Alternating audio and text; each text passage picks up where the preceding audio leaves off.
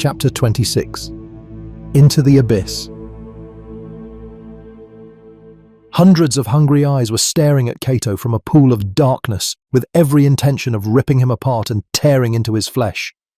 He felt trapped inside a fever dream of someone who had never seen the light of day or the colours of spring before. Countless silhouettes sprang out of the shadows like a cloud of bats, leaving a dark cave at night for a hunt. It was black upon black upon black. Monsters beget more monsters. Isn't that so, Leonid? He asked, but received no answer. He remained motionless as the wall of claws and teeth closed in on him. The footsteps slamming on the cobblestones sounded like the beating of a war drum, announcing the imminent arrival of despair. He was strangely fascinated by the unwavering tenacity of the single-minded seekers, unable to figure out how they came to be the way they were.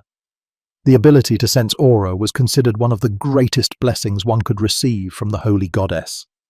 A rarity amongst rarities. Supposedly, there were only a few dozen known seekers in the entirety of the realm, and now he was looking at a full company of soldiers, all clad in Merylesian garments, who knew exactly how to sniff out the scent of aura. The implications worried him. It meant that Moralis might have been dabbling in unsavory sciences and experimentations. Why? He asked himself. The fact that he couldn't think of an answer worried him even more. And who in Moralis would even possess the mind and finesse to accomplish such a feat? He smirked without any humour. Calling the result accomplished would definitely stretch the definition of the word. This can't be the outcome anyone would have had in mind. What he was looking at were nothing but mindless, feral beasts. Unless, of course, someone is controlling them somehow. Automatically, his thoughts trailed off to Caius Silverink, the spy master of Onira with the ability to influence minds. Silverink, he whispered under his breath. That's a Merylesian name. He continued in thought. But before he could continue his musings, the first ghoul already entered his territory. A short-haired woman with half her face torn off and nearly all of her teeth broken, most likely from slamming her head into Rain's frozen barrier, lunged at him as if she were diving into the sea. The attack was predictable, both in trajectory and timing. The attack was stupid, even. Cato sidestepped with bare minimum effort and evaded the woman as she crashed head-first into the cobbles. He didn't have to think twice, and firmly planted his sword in the back of her skull. Immediately he grimaced in pain. His body was still broken from being trampled under the stampede. He could barely grasp the hilt without feeling the urge to end himself just to silence the pain. He let the sword clatter on the ground and interlaced his fingers in front of his chest with great difficulty. The dark aura that clamped onto him started bubbling like a pan of stew on a stove. He raised one of his arms with a sudden motion. The black sludge erupted to the sky like a geyser, eclipsing every sparkling gemstone on the nocturnal ceiling like a massive umbrella. The entire city square turned dark, far darker than the black of the night. In the past, the monster that resided within Cato always appeared at his doorstep uninvited, awoken from its slumber by desperate cries of rage and hatred. This time, it was summoned by a strong urge to protect those he loved and invited into his domain as a welcome friend. But even after all these years, his dark companion still frightened him.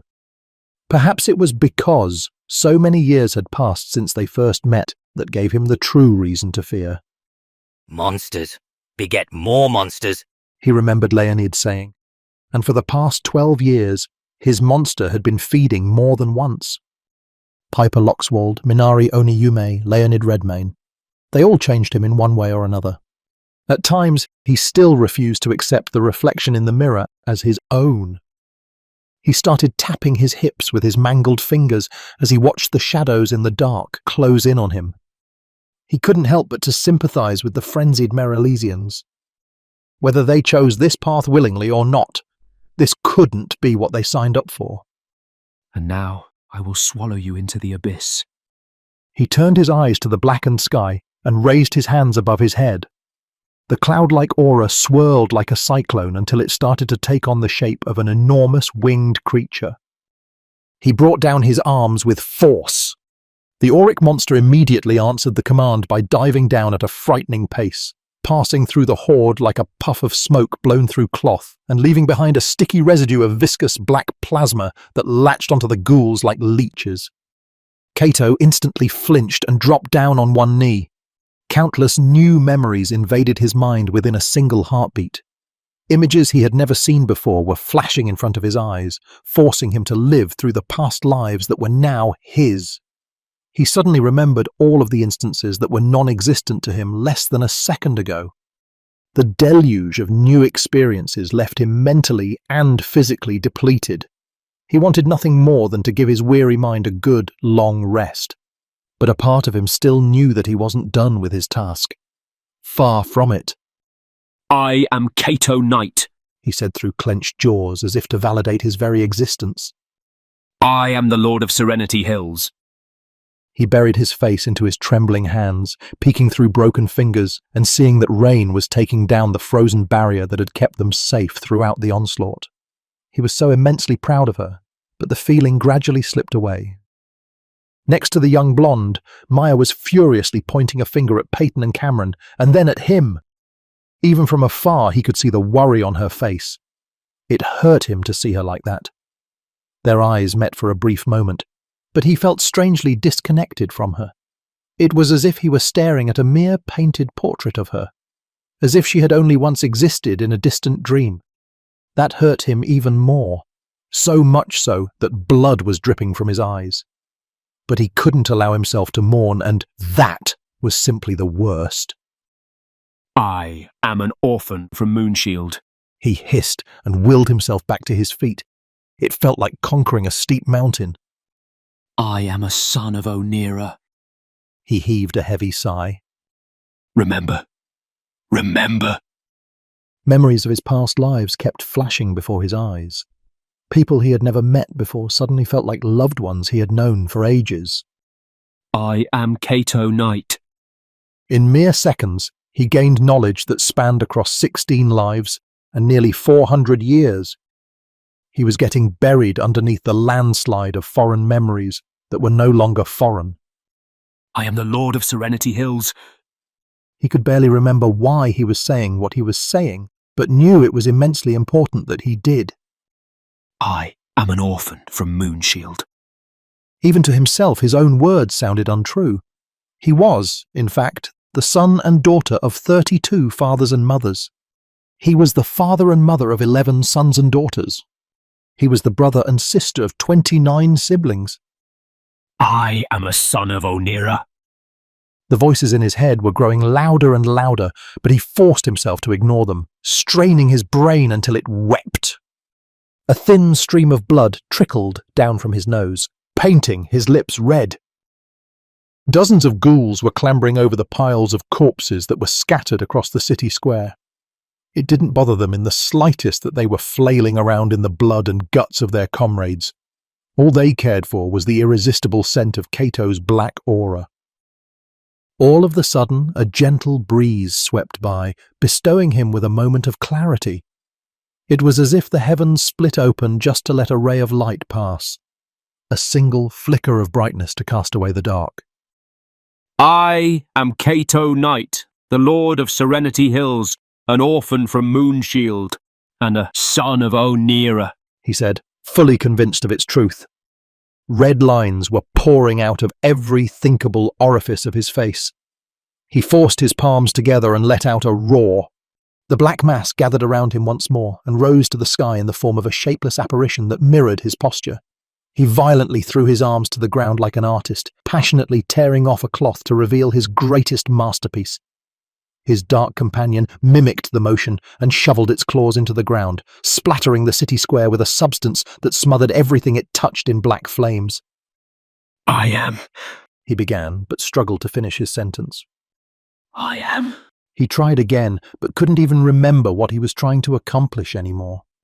He ingested a combined total of over 2,000 accumulated years, all within the blink of an eye.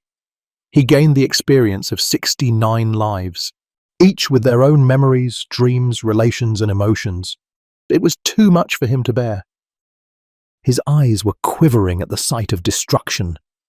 An overwhelming sense of guilt and regret filled his conscience and spilled onto his cheeks as reddened tears. He recognized their faces. He remembered their names. He knew them all. He was them all. The black flames kept devouring his former corporeal vessels until they withered to smouldering piles of ash.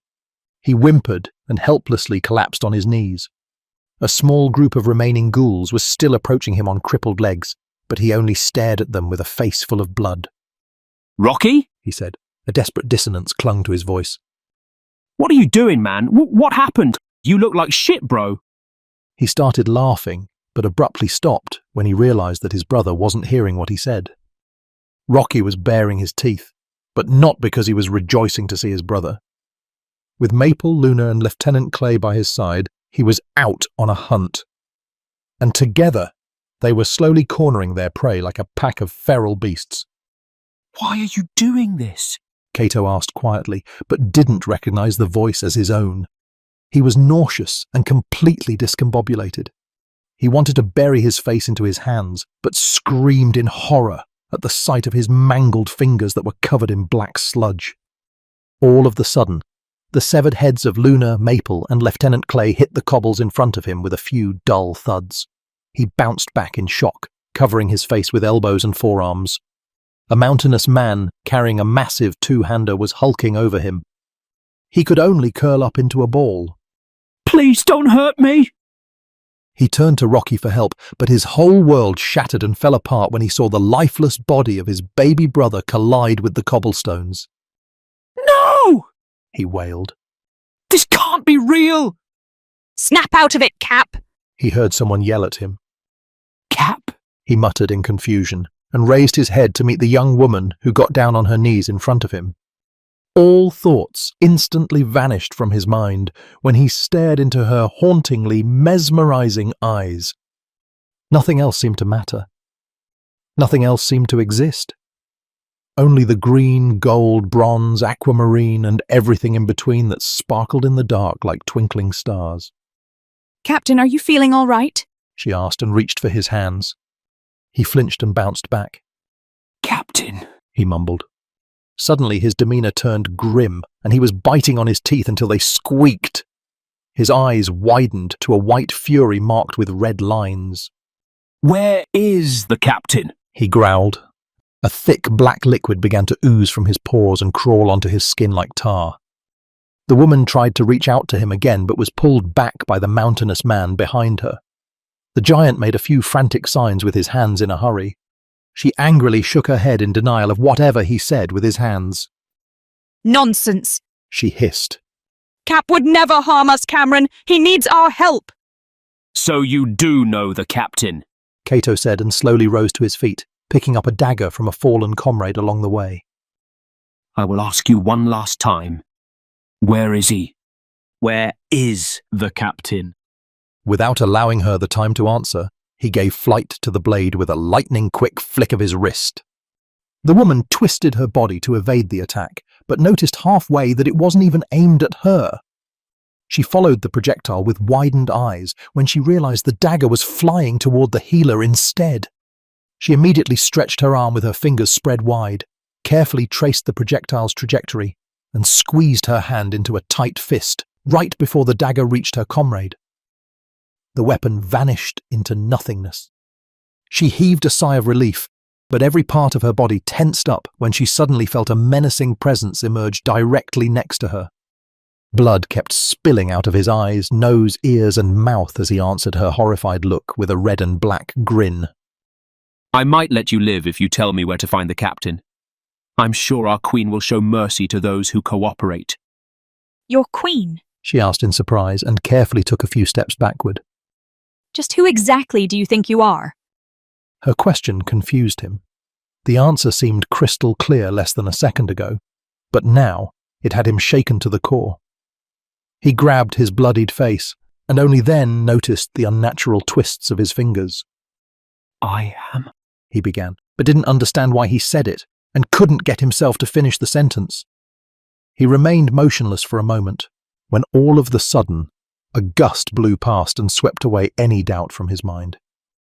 I know who I am, he said icily, and started directing his aura to the palms of his hands. He spread his arms and stretched the viscous black substance into a long obsidian spear. Cameron, please leave us. The young woman said without taking her eyes off him. The giant she called Cameron protested with a series of wild gestures and refused to depart from her side. She ignored his voiceless words and simply waved her hand in an arc. The mountainous man vanished and instantaneously reappeared amidst the group of people who were gathered near the fountain. Neat little trick, Cato said, and lowered himself to an offensive stance, loosely holding his auric spear between disfigured fingers. The woman dug an arm into an invisible portal and slowly pulled out a longstaff made of hardwood. I don't know who you think you are, Captain, but I will smack some senses into you and bring you back. Stop calling me your captain! He shouted and lunged at her with a wild overhead strike. She nimbly sidestepped the attack and countered with a swing of her own, knocking the spear from his mangled hands with ease. She didn't allow him the opportunity to recover and followed up with a quick thrust to his abdomen that forced him to bend over. She finished her combination with a flying knee to his face. A spray of blood arched through the air as he crashed down on his back. Everything was spinning and swaying. The stars in the sky were dancing a nauseating waltz that was accompanied by a symphony of high-pitched ringing in his ears. I'm begging you, Captain. Don't get up. He heard the young woman say in a voice that sounded eerily distorted. A shrill cackle escaped his lips and he laboriously raised his head to meet her. You just don't understand, do you, girl? The captain has to die, or he will get us all killed. And if you won't tell me where he is, then you will lose your life protecting him. He climbed to his feet and continued laughing an unhinged laughter. His aura turned into a pile of ash inside his flattened palm. So, die, he whispered, bringing his hand closer to his lips. He produced a faint whistle and spread a plume of smoke into the sky like a chimney. The dark cloud then scattered at the stomp of his foot and arched toward the young woman in a salvo of arrows. The cloud of projectiles splattered on the ground as she gracefully spun to the side to avoid them, but was caught by surprise when the black aura shot back up toward her. She narrowly managed to evade contact by disappearing into an unseen portal and reappearing a few yards away. She dodged and dodged, but the black specks of ash kept chasing her like a swarm of angry hornets. Please, Cap. You have to stop. She pleaded when she emerged directly in front of him. Her voice was shaking, not from fear, but only sorrow. It pained her to see him as a bloodthirsty monster who couldn't be reasoned with. It devastated her that he wasn't even able to recognize her. This isn't who you— A whipping backhanded smack, as quick as a lightning flash, sent her crashing to the ground. He gathered all his energy and commanded his specks of darkness to finish her off, but everything came to a screeching halt when he stared into her iridescent eyes. They were like gemstones, submerged in a lake of tears, shimmering under the pale moonlight. Lady Maya, look out! A girl over at the fountain yelled hysterically. Hearing that name lit up a brightness that chased off all darkness from his mind and cloaked him in a blanket of warmth. Maya, he whispered. Having that name pass his lips excavated a feeling of happiness that was buried underneath many lifetimes of pain. He didn't understand the feeling. He didn't understand what was happening. He didn't understand any of it. She crawled to her knees, wiped a thin stream of blood from her lips, and gave him a smile. Everything is all right, Cato. We have been here before, she said, making no effort to evade the incoming projectiles that fell from the sky like hailstones. Cato, he mumbled absent-mindedly. The name sounded familiar, like the name of someone he had once met in a long-forgotten dream. Cato. His eyes widened in shock. It was as if he was suddenly yanked from one nightmare and violently tossed into another, much more horrific one. He saw his black aura rain down on Maya and had no means to stop it. His body wasn't listening to his commands anymore. He was falling into a bottomless pit of panic as he desperately thought of a way to stop this reality from happening. Through the black hailstorm, he saw a figure sitting atop the roof of a building. The figure was just staring at him, tapping his fingers on the shingles at a strange interval. Immediately, Cato recognized the rhythm as tap code. It might have been the distance, or perhaps even his imagination, but he was sure that he was staring at Raven. The many voices in his head told him he was wrong, however. Suddenly, he crashed to the ground from a thunderous strike to the back of his head. He lay on the cold cobblestones with his eyes pointed to the sky and watched his dark aura vanish into thin air as he steadily departed from consciousness. A dark-skinned man hunched over him, but he rolled his eyes over to the figure on the rooftop instead. Captain. He whispered before everything turned to black.